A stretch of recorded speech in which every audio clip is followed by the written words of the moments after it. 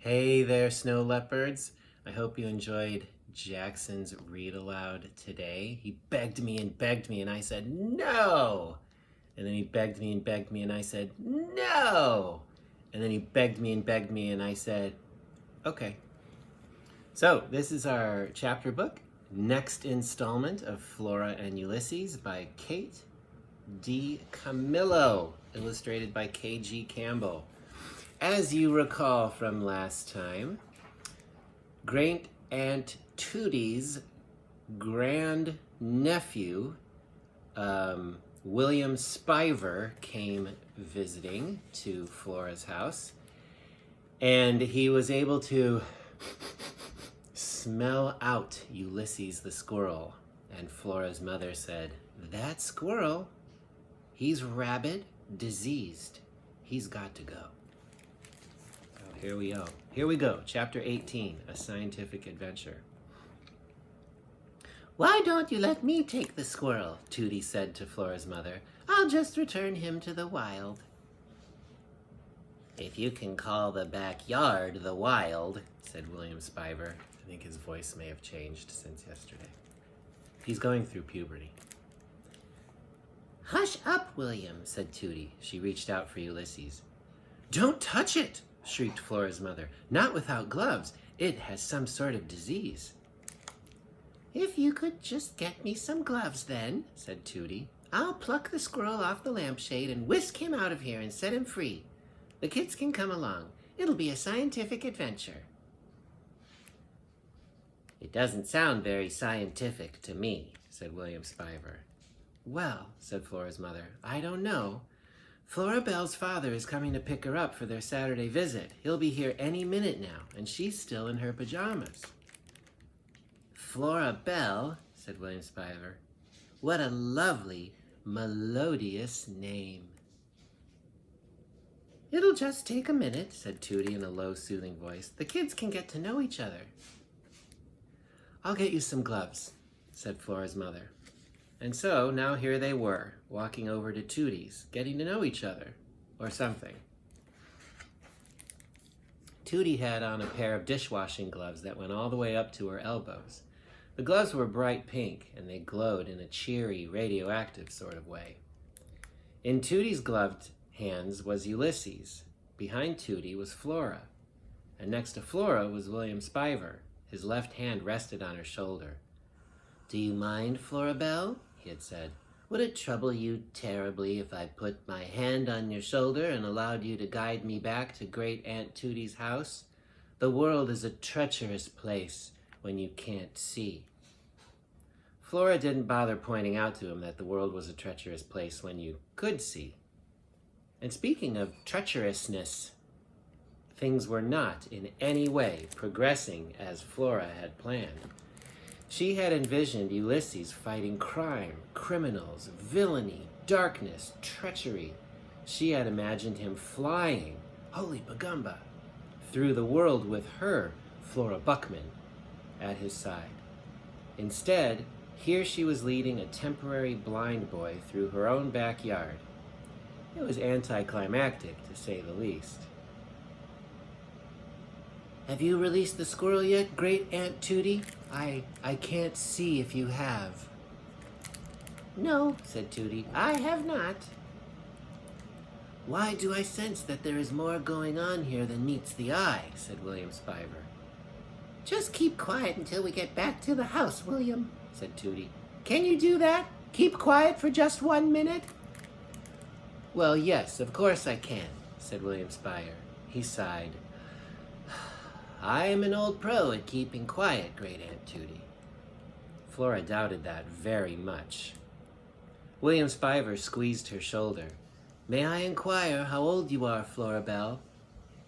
"Don't squeeze my shoulder, please. I'm 10. "I am 11 years old," said William Spiver. "Which surprises me, I must say. I feel much, much older than 11. Also, I know for a fact that I am smaller than your average 11-year-old boy. I may even be shrinking. Excessive trauma can stunt your growth, you know. I'm not certain, however, if it can cause actual shrinkage." What's the traumatic event that turned you blind, anyway? Said Flora. Oh, I'd prefer not to discuss it right now. I don't want to alarm you. It's not possible to alarm me, said Flora. I'm a cynic. Nothing in human nature surprises a cynic. So you say, said William Spiver. The word cryptic popped into Flora's head. It was preceded by the word unnecessarily. Unnecessarily cryptic, said Flora out loud. I beg your pardon, said William Spiver. But then they were at Tootie's house. They were walking through her backyard and into her kitchen, which smelled like bacon and lemons. Tootie put Ulysses down on the table. I don't understand, said William Spiver. We're back at your house, but I can still smell the squirrel. Flora took the paper out of her pajamas. She handed it to Tootie. She felt like a spy, a successful spy, a triumphant spy, albeit a spy in pajamas. What's this? Said Tootie. It's proof that you aren't the victim of an extended hallucination, said Flora. Tootie held the paper with both hands. She stared at it. Squirtle, she said. Squirtle, said William Spider. Keep reading, said Flora.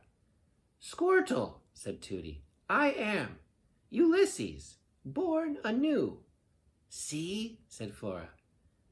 What does that prove? Said William Spiver. What does it even mean? The squirrel's name is Ulysses, said Tootie. Wait a moment, said William Spiver. Are you positing that the squirrel typed those words? Positing? Positing? What does that mean? Yes, said Flora. That's exactly what I'm positing. The hallucination extends, said Tootie. What hallucination? That the squirrel is a superhero hallucination. Surely you jest, Great Aunt Tootie. Ulysses sat up on his hind legs. He looked at William Spiver, and then at Tootie, and finally he turned his eyes to Flora. He raised his eyebrows and gave her a look of questions, full of hope.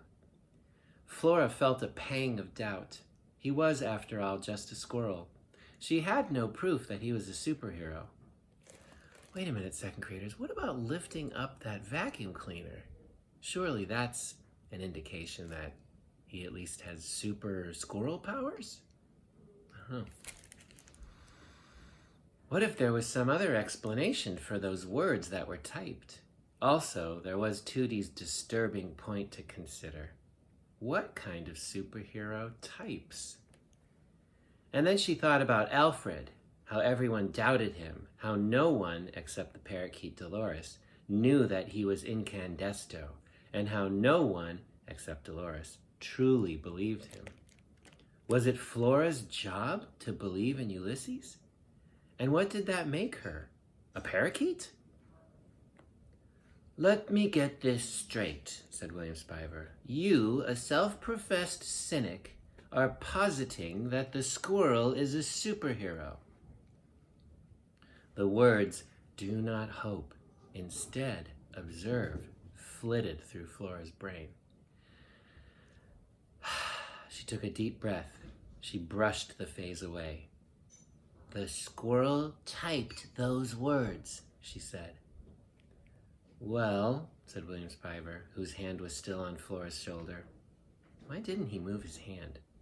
Let's just approach this scientifically.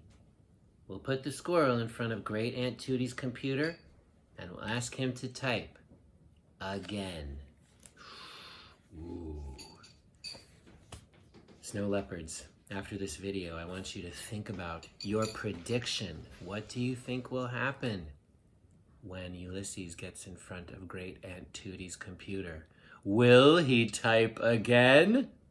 Or will he just go nuts? Get it? Nuts? Because he's a squirrel. I will see you, and you, and you, and you, and you, and you, and you, and you, and you, and you, and you, and you, and you, and you, and you, tomorrow.